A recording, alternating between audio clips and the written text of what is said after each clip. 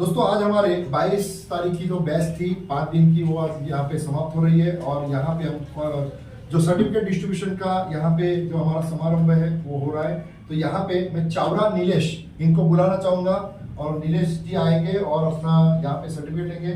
नीलेश जी जो कि हमारे गुजरात से यहाँ पे आए हुए हैं और नीलेश जी को मैं पूछना चाहूंगा कि 5 दिन जो इधर आए तो उनको कैसे लगा। तो નીલેશભાઈ તમે જ્યારે ત્યાંથી આવવાનું નક્કી કર્યું તો તમને કેવું લાગ્યું કે પૂનામાં જાઉં છું તો કેવું હશે વાતાવરણ, આ પછી ક્લાસ કેવો તમને કેવો અનુભવ આવ્યો અહીંયા 5 દિવસ?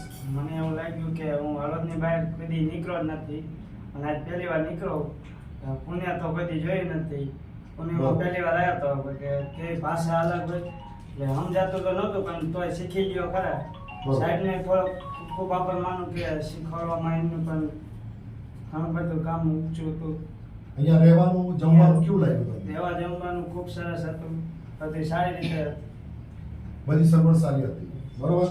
પ્રેક્ટિકલ નોલેજ કે પછી પ્રિન્ટરમાં જે તમારે આગળ કામ કરવું છે હવે, બરોબર, કમ્પ્યુટર હાર્ડવેરમાં ઓલરેડી કરે છે, ઓકે। અહીંયા નીલેશભાઈ ઓલરેડી કમ્પ્યુટરમાં કામ કરે જ છે પરંતુ પ્રિન્ટરમાં કરતા નહીં હતા પણ હવે એ ફૂલ ફ્લેજ કામ કરશે, બરોબર। So thank you very much નીલેશજી, ધન્યવાદ, થેન્ક યુ।